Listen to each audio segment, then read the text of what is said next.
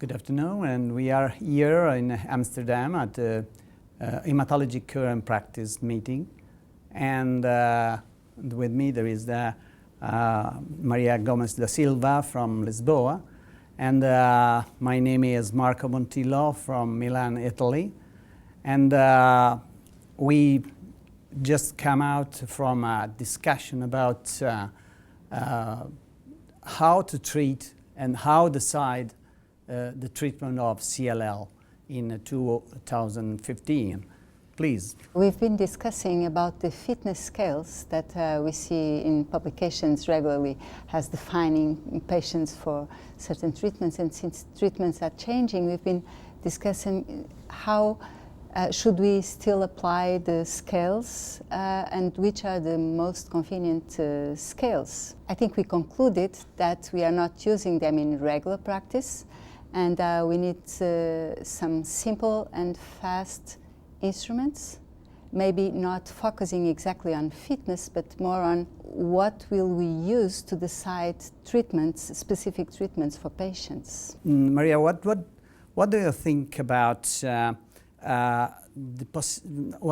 usefulness of this of the large amount of scoring system that we have in the practice and the use that we do every day in front of our patients? I think mostly we don't use very formal scales in our daily practice. They take some time and they don't give us exactly the type of information we need. So most of our assessment of the patient will be a quick assessment on what we say the eyeball evaluation, how the patient comes in our office, how he talks to us, how he walks. That will be a very important performance status, of course, age of the patient, and a lot of biological, more biological age. That will be a very important initial assessment and maybe give us more information than very formal and complicated scales. Do you have the same impression?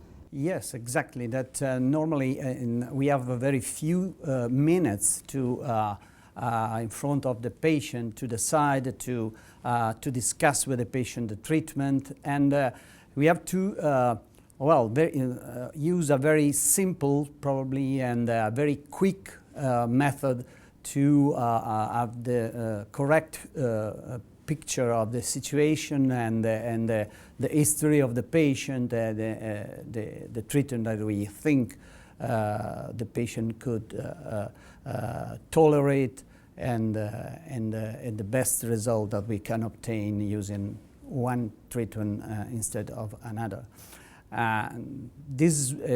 We discuss about what to do, and the possibility to reach an agreement on this, and using a very simple method is feasible. It should be important, and maybe we can obtain this in the last few weeks, continuing working on this.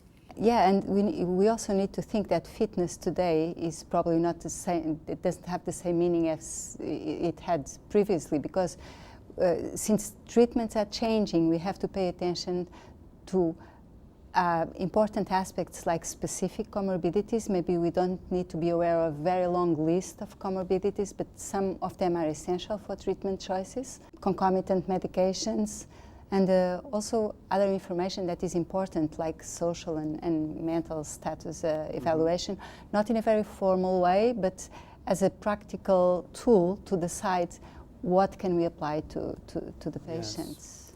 And mainly in this era that I normally define as very confused, because never in the history of the treatment of this disease we have had so many tools for the treatment, but we are confused and happy because we are many, and in the past we have very few. So in this period we need we have to apply we have to decide how to apply these new drugs to our patients. Thank you very much for, to stay with us this afternoon and after that with the ecancertv at the hematology current treatment of CLL. Thank you. Bye-bye.